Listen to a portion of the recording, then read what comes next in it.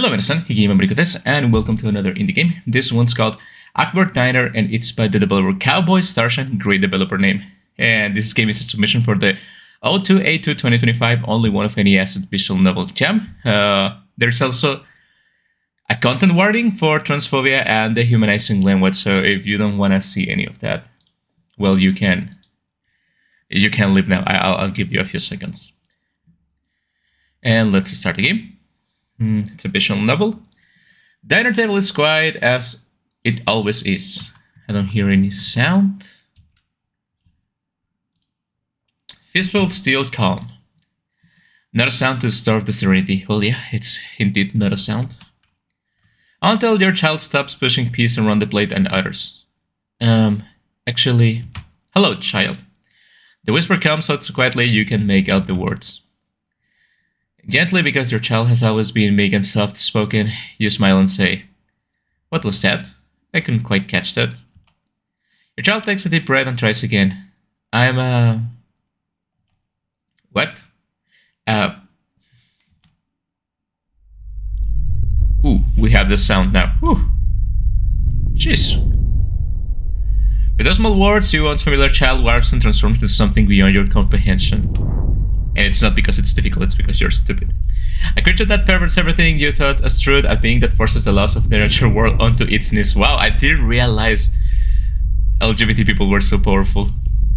How? How did this happen to you? The being answers in your child's voice so quietly that you have to strain to hear. It's not like something happened to make me this way. I just always been like this. It says it. Realize how it's no longer your child, but it's it. How can that be true?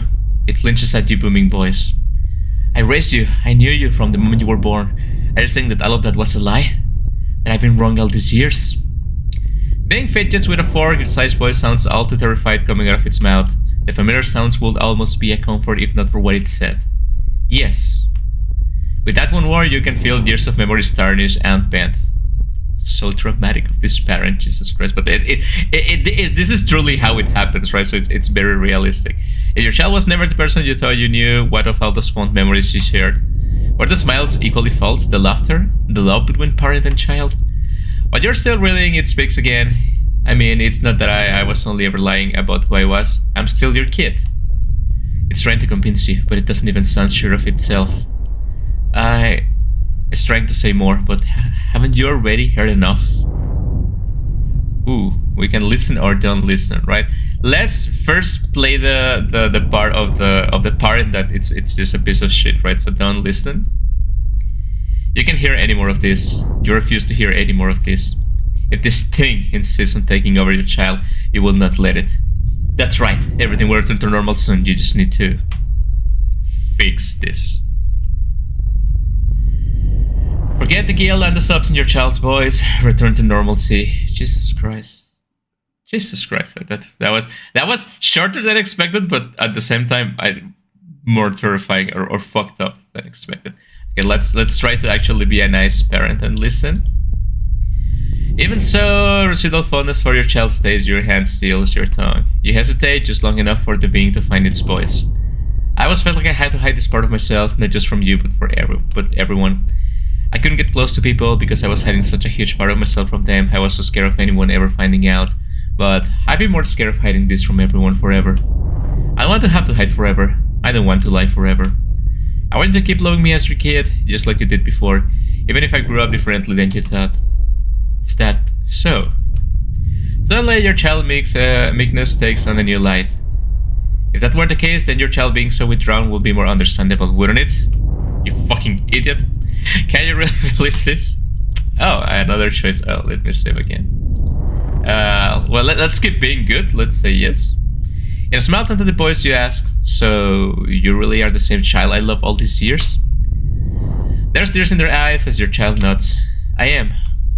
It's your child, but like with question marks. So we're growing closer back to the reality. I also like the warping of the background. Really nicely done.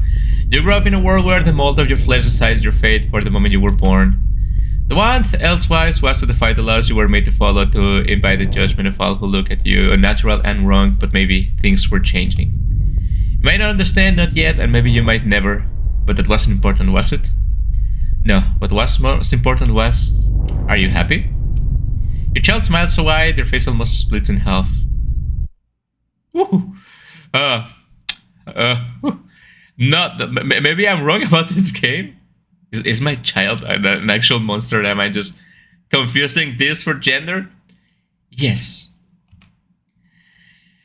There were so many days that I wanted to keep on living, but when I thought that I didn't want to die without anyone knowing the real me, I could keep going. I could survive this long because I was a... That settles it, doesn't it? As settled as it feels, the sight of them is a part of the child you love all these years. It's still them. You just need to get used to loving this new them. Thank you for being so accepting. Why are you so terrifying, my child? I'll still love you, but... Okay, that low key was very terrifying. It caught me off guard. Let's say no. You can't hear any more of this. You refuse to hear any more of this. Okay, it's okay, so let me real quick load because I just want to take another look at that face. Jeez, I know I'm guessing it's supposed to be like a happy smile, but Jesus Christ! Like if I wake up at night to take a glass of water and I see this, even if I know it's my child, it will be terrifying, right? But I guess there's no difference. I mean, if I raise them all these years and they suddenly become like, be it a figurative or literal monster, I think it wouldn't change a thing, right? I think it will still be my children, and I will still love them very much. Very short but interesting game. I think it goes straight to the point and it's very realistic about the situation, right?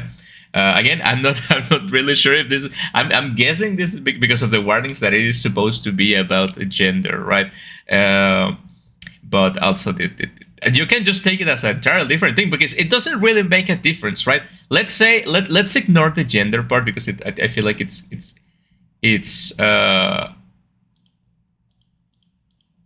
Wasn't there any sound in here? Wait, it's only on the choice that there's sound, right?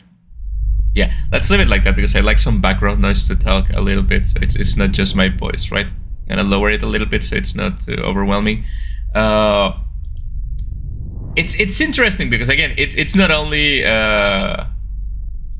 there's a mention about the humanizing language, right? Because to some people, transgender people or like just regular gay people are like not people, apparently somehow not human, right?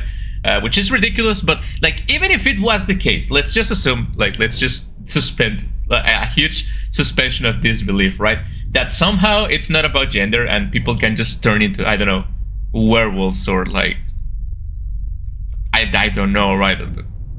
Just literal monsters, right? Like someday you just wake up and your kid realizes it's just like a Dullahan or something, like I don't know, right? Something weird. Would it even change a thing? Because it will still be the kid you raise, the person, you know, your brother, your sister, whatever, right? And I think, just like it happened to me in this game, like when I see this spooky face, I was like, whoa. I was taken aback. I think people are allowed to feel some kind of negative reaction to other people, right? Like I'm not saying you have to act over your reaction because we are supposed to be thinking humans, right? We are supposed to be the most advanced species in all of the world and probably universe. I don't know. So yeah, if you see something you don't recognize one day, obviously you are allowed to have a negative reaction, right? Like a parent, right? I mean I'm not a parent, I wouldn't know, right? But like you just wake up and you just see like, oh look, I'm not what you think I was, and like I want to be clear with this because obviously, you know, there's no reason to reject your child or anyone based on their preferences or what they think they are or what they discover they are now, right? What they truly are. But I think there's also a point to be taking that